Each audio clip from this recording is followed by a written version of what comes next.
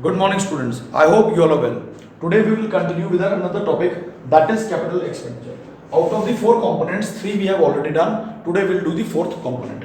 Now, capital expenditure is that expenditure which will affect the asset and liability status of the government. So, either it will create assets or it will reduce the liabilities. Creation of assets means it can be in the two forms, physical asset or financial asset. Physical asset means land, building. Financial asset means shares, investment in bonds. Reduction in liabilities by repayment of loans. अगर government ने कोई loan लिया है और वो उसको repay कर देती है, so it means it is reducing its liabilities. Now let us see the main items or components of this capital expenditure. There are majorly four. The very first comes the acquisition of land, building, machinery, equipment, etc., which will be classified into the physical assets. Next is the investment in shares, that will be classified into financial assets. Loans and advances by the central government to state, UT, PSU और other parties. इसका मतलब क्या हुआ कि वो create कर रही है एसेट्स. जब उसने लोन दिया तो इसका मतलब क्या, उसकी एसेट्स क्रिएट हो रही है. And repayment of loans which reduces the liabilities of the government. Next comes the classification of capital expenditure. As we have discussed in the structure of government budget, that there is another two parts of the capital expenditure. The very first comes the planned capital expenditure and the other comes the non-planned capital expenditure. अभी क्या कहते हैं देखो, plan capital expenditure वो है जो 5 year plans के दौरान बनाया गया ताकि डेवलपमेंट हो सके कंट्री में, और नॉन प्लान कैपिटल एक्सपेंडिचर वो है which are beyond the scope of 5 year plans. Although we have discussed it, I am telling you again that since 2017 the planning commission has been replaced by the Niti Aayog, that is National Institution for Transforming India Aayog. तो plan capital expenditure में फिर से दो parts आते हैं, जो central plans यानी कि जो capital projects which are developed initiated by the central government. Second is central assistance for state and UT. अगर स्टेट और यूटी ने कोई भी कैपिटल प्रोजेक्ट्स करने हैं उसके लिए लोन जब दिया जाता है सेंट्रल गवर्नमेंट से स्टेट और यूटी को, that is called central assistance for state and UTs. Next comes the non plan capital expenditure. ये भी तीन चीजें कवर करता है, जैसे कि इसका counter part non plan revenue expenditure करता है. क्या है वो तीन चीजें? General, economic and social services provided by the government. Next comes the state of budget. It means balanced, surplus और deficit budget. तो इसका मतलब क्या है बेटा कि हमारे पास जो बजट है वो तीन स्टेट्स में रह सकता है. Very first is balanced, surplus and deficit. तो हम कहते हैं if your receipt the government receipts are equal to government expenditure, revenue और एक्सपेंडिचर इक्वल होता है, that is called balanced budget.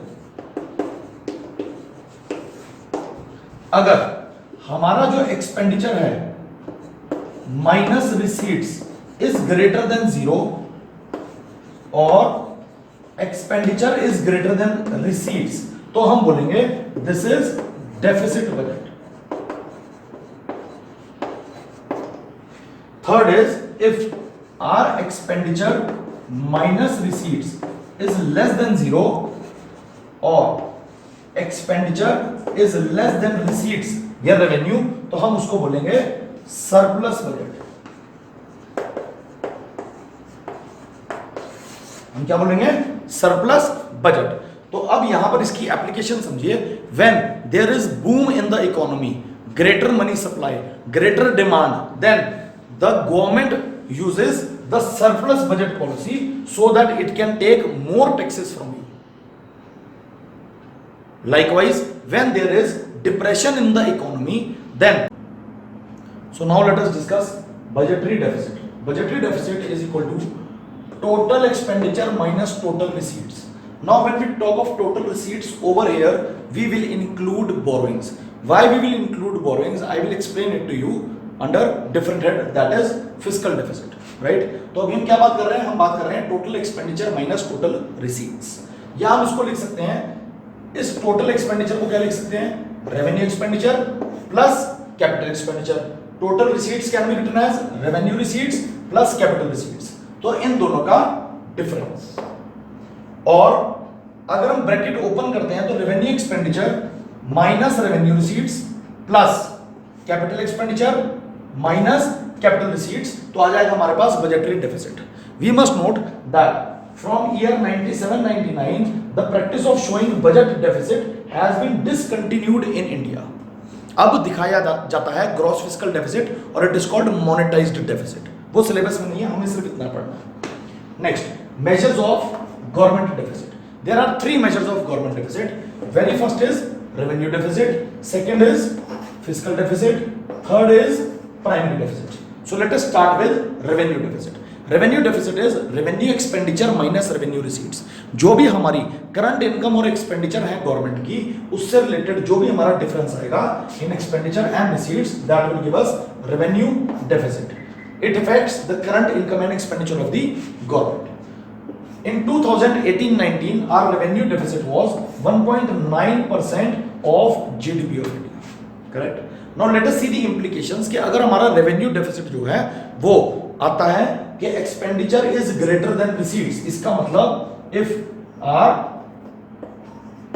revenue expenditure is greater than revenue receipts, तो हमारे पास क्या क्या प्रॉब्लम्स आएंगी या वो क्या इंप्लाई करता है। First is RD means government is dissaving. Government dissaving कर रही है and it is using up the savings of other sectors to finance its expenditure. Second, increased borrowings to finance its consumption and investment expenditure both. जब borrowings बढ़ रही हैं तो क्या होगा। फोर्थ पॉइंट देखिए पहले, increased capital receipts, it means inflation will rise, क्योंकि एक का खर्चा दूसरे की इनकम है। गवर्नमेंट जब खर्चा करेगी इट मींस क्या हो रहा है, मनी सप्लाई बढ़ रही है। मनी सप्लाई बढ़ती है तो it means inflation. Build up stock of debt and interest liabilities which will force to, यानी कि हमारा डेब्ट और इंटरेस्ट लायबिलिटी बढ़ गई है।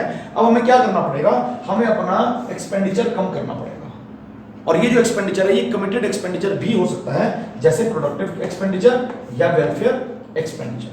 प्रोडक्टिव में आएगा for example making of bridges, dams, और वेलफेयर में आएगा हमारे पास सब्सिडीज। तो इन्हें हमें कम करना पड़ेगा। बर्डन ऑन फ्यूचर जनरेशंस, और इससे बनेगी लेगार्ड इकोनॉमी। इसको हम डेट ट्रैप बोलते हैं। इसका मतलब क्या है कि आज जो लोन लिया है गवर्नमेंट के पास 2 पॉलिसीज होती हैं, दैट इज टैक्स नाउ और tax later. If they will tax now it means I will be paying the taxes. If they are going for an option of tax later it means वो borrowings ले रही है और मेरी future generations, मेरे children, मेरे grandchildren will be repaying it. क्योंकि if government gives a bond, issues a bond for 20 years, तो यानी कि वो टैक्स लेटर कब होगा, 20 इयर्स में। तो my future generations will be burdened. So how to reduce या what are the measures to reduce the revenue deficit? Basically तो अगर आपके losses बढ़ रहे हैं, आपको borrowings करनी पड़ रही है, तो उससे बेटर आप क्या करेंगे, आप अपना unnecessary expenditure कम करेंगे। You will decrease your unnecessary expenditure and you will increase your revenue. I hope this topic is also clear to you.